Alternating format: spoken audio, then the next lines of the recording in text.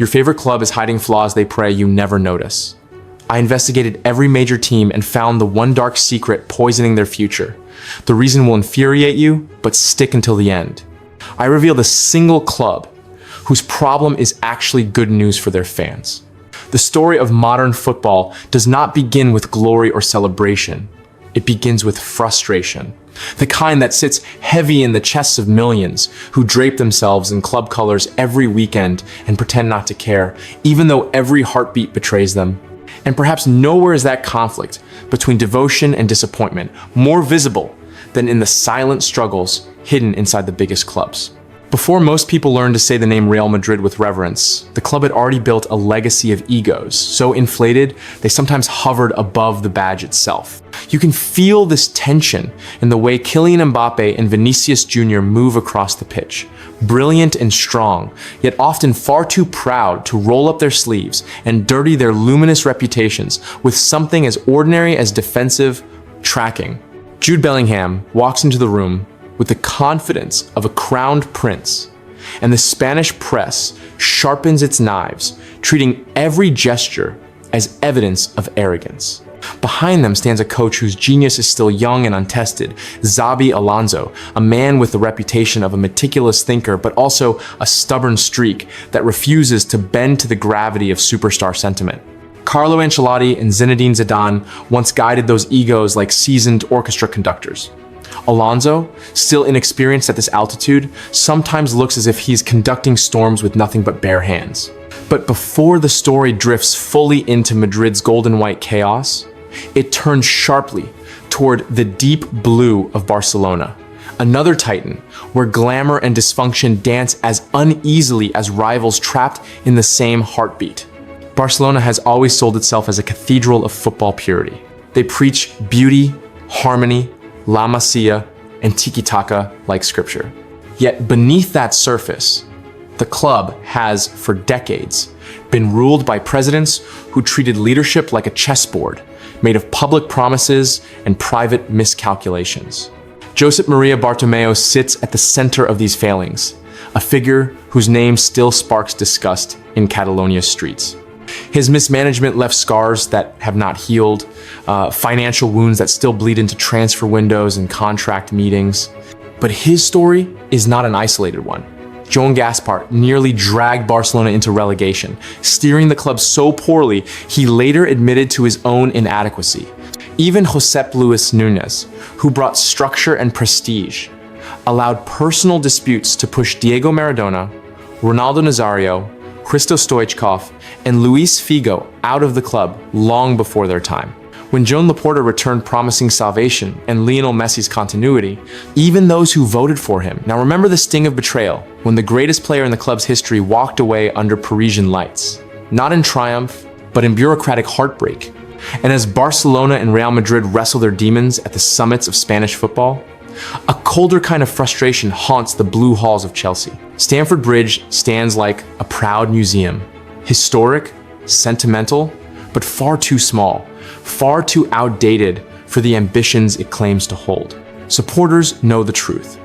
The stadium is inadequate, cramped, and structurally behind the modern giants of Europe. Safe standing? Absent.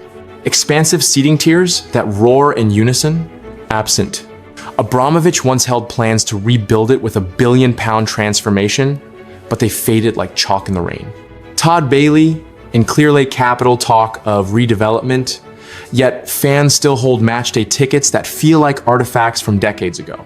Meanwhile, the atmosphere once deafening in critical matches struggles to match the volcanic energy of places like Anfield or St. James's Park. Chelsea, a club that buys superstars with reckless enthusiasm, remains a giant with a home too small for its shadow. Across the city, the rot at Manchester United does not hide behind poetic symbolism. It is literal, physical, and embarrassing. Old Trafford, once the theater of dreams, leaks water through its roof like an abandoned structure. Cristiano Ronaldo returned after more than a decade and found the gym equipment nearly identical to what he left behind.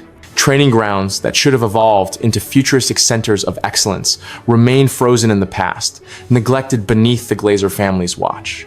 Supporters have shouted, protested, pleaded, and demanded change, not because they feel entitled, but because a club of Manchester United stature should never have bathrooms, railings, concourses, and seats older and more decayed than the memories of their last league triumph. And then, in a twist worthy of theater, Arsenal stands on the opposite side with a stadium of polished steel and immaculate acoustics. But perfection demands a price literally. Season tickets climb close to £1,000, placing the Emirates among the most expensive home grounds in global football. Working-class families who once passed down football as inheritance now find themselves priced out of the very culture they built. The sting worsens when influencers with no connection to Arsenal's history are handed free tickets, while lifelong supporters scrape against financial walls. It is not the football that hurts them. It is the creeping fear that the sport they love is slipping away into corporate hands. But Italy, a land where football breathes from stone streets and ancient rivalries, carries its own disappointments, simmering beneath passionate fan bases. Juventus, for all their trophies, have a baffling history of recruitment decisions that betray a club once feared for strategic brilliance. Arthur Melo walked in with expectations that never materialized. Douglas Costa dazzled but vanished in inconsistency.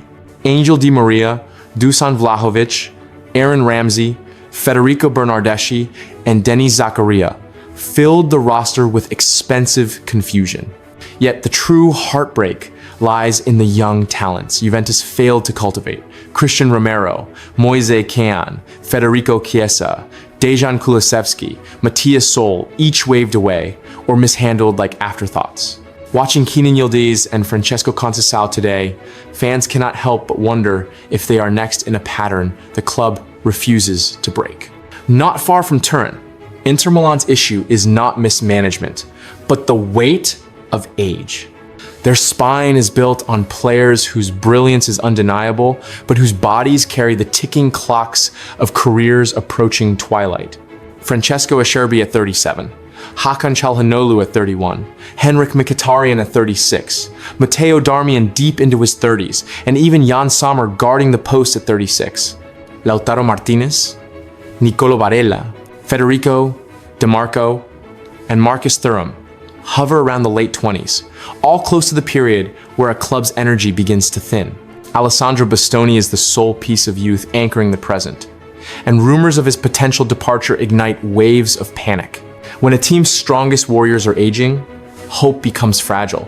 Then comes Bayern Munich, a club whose problem is not deterioration or structural decay, but dominance so overwhelming it bends the competitive breath of the Bundesliga. For years, Bayern has methodically drained rival clubs by signing their brightest talents, sometimes even their managers. It is a business model draped in inevitability. If a player shines in Germany, Bayern will eventually knock on the door. They are not villains by nature, but their structural superiority renders entire seasons predictable, leaving fans of other clubs staring at the table with resignation rather than excitement. But predictability turns into indulgence when the story shifts to Paris. Paris Saint-Germain embodies financial excess with a kind of theatrical audacity no other club attempts. They do not rebuild squads, they discard them.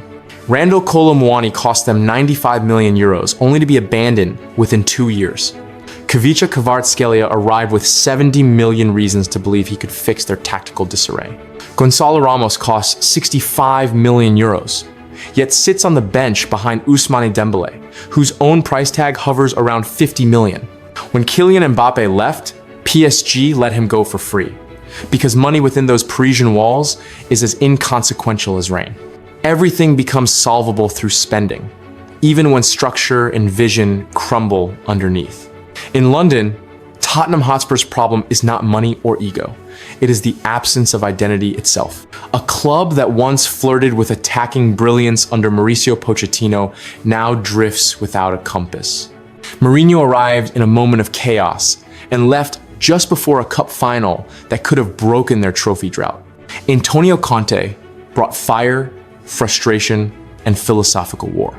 Ange Postecoglou delivered silverware, only to be dismissed and replaced with a manager whose resume is built on survival rather than ambition. Nothing feels coherent. Recruitment lacks direction. Playing style lacks consistency. And long-term planning feels like a myth the club refuses to believe in. Liverpool, a club whose history is etched in passion and unity, faces a quieter but deeply damaging problem. They are frugal too, frugal when it matters most. Sadio Mane slipped through their fingers largely because wages did not reflect his worth. Luis Diaz could have walked for the same reason. Meanwhile, Mohamed Salah and Virgil van Dijk reached precarious negotiation walls. Liverpool always speaks of value, sustainability, and long-term planning. But sometimes the message received by the squad is simpler. Excellence is rewarded with debate, not commitment. A team built on heartache and redemption deserves better than penny-pinching at decisive moments.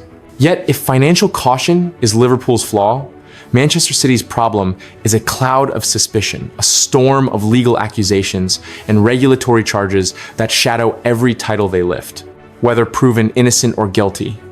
The mere existence of such allegations removes the joy of their triumphs. Fans sit uneasy. Players wonder about legacy. Opponents whisper.